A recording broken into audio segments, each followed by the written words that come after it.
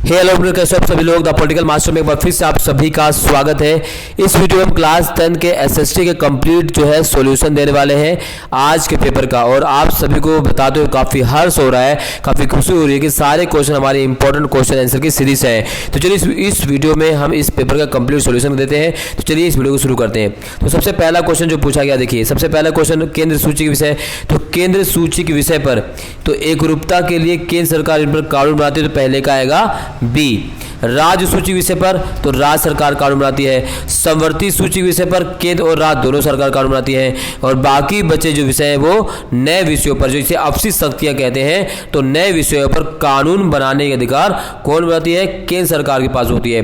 तो इस तरह से पहले का बी, दूसरे का ए। तो पहले का बी देखिए और दूसरे का ए देखिए। इस तरह से इसका जो सही आंसर आएगा आपका आएगा डी, यानी पहले का D is the right answer. दूसरा question number second. Question number second है कि दिए के कथनों को पढ़िए और सही कथन पर चयन कीजिए। तो दूसरे का जो सही वो है धर्मनिरपेक्षता। तीसरे का जो सही आंसर है वह है डी, यानी नारीवाद। चौथे का जो सही आंसर है मेरे प्रिय सभी साथियों, चौथा आएगा लेटराइट विरधा। ठीक है, पांचवा का जो सही आंसर वो आएगा आपका सी। ये तीसरा जो है वो कथन बिल्कुल गलत है, तो पांचवे का आएगा सी। छठा सही का सुमिलित है तो है वो सी। छठे का क्या आएगा दोस्तों? छठे का सी होगा। सातवां क्वेश्चन जो है, सातवें क्वेश्चन का सही आंसर है पंडित जवाहरलाल नेहरू अवध किसान सभा 1920 में बाबा रामचंद्र के साथ मिलकर उन्होंने इसकी स्थापना की थी।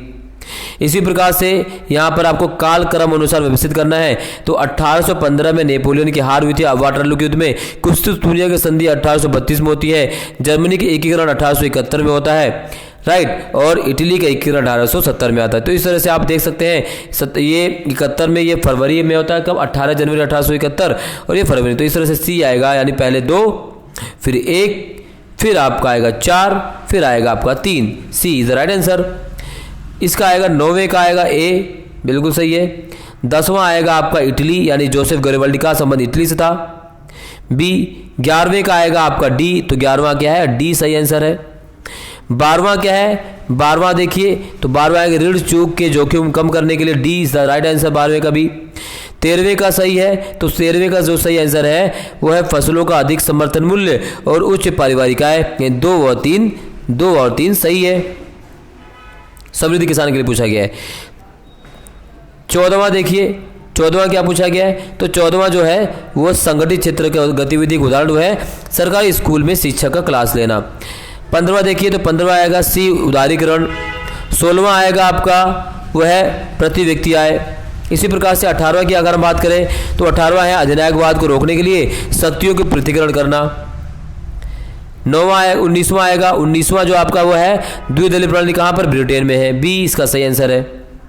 20वें का आएगा आपका डी, भाषाई समायोजित सुनिश्चित करना। इसी प्रकार सारे क्वेश्चन जो हमारे ही इंपॉर्टेंट क्वेश्चन आंसर की सीरीज से हैं। अब बात कर लेते हैं मैप में। चैनल पर नए हैं तो जरूर सब्सक्राइब कीजिएगा, बेल आइकन को जरूर प्रेस कीजिए। तो 9वें उसके बाद मैप देख लेते हैं, जो मैप क्वेश्चन पूछा गया है मैप कभी देख लेते हैं। देखिए मैप में जो सबसे पहले आपको भरना था, तो मैप में आपको वह स्थान भरना था जहां महात्मा गांधी ने नमक कानून तोड़ा, तो वह दांडी गुजरात में पड़ता है। वह स्थान जहां भारतीय राष्ट्रीय कांग्रेस का 1927 का अधिवेशन हुआ, तो वो मद्रास में है। कल ही बताया था आप सभी को मैंने। इसी प्रकार से ये भी मैंने आपको कल ही बताया था। हीराकुंड बांध कहाँ पर है? तो वह है उड़ीसा महानदी पर। मुंबई महाराष्ट्र, राजा झांसी पंजाब, नरोरा उत्तर प्रदेश यूपी। तो ये सभी क्वेश्चन हमारे ही इंपॉर्टेंट क्वेश्चन आंसर की शीर्षा है और हमने कंप्लीट आंसर की भी आप सभी को दे दी। और इस चीज़ को लेकर आप हमें जरूर सब्सक्राइब कीजिएगा, लाइक कीजिए और कमेंट में आपको बताना कि आपके एमसीक्यू और मैप में कुल कितने नंबर आते हैं। बहुत बहुत धन्यवाद। जय हिंद।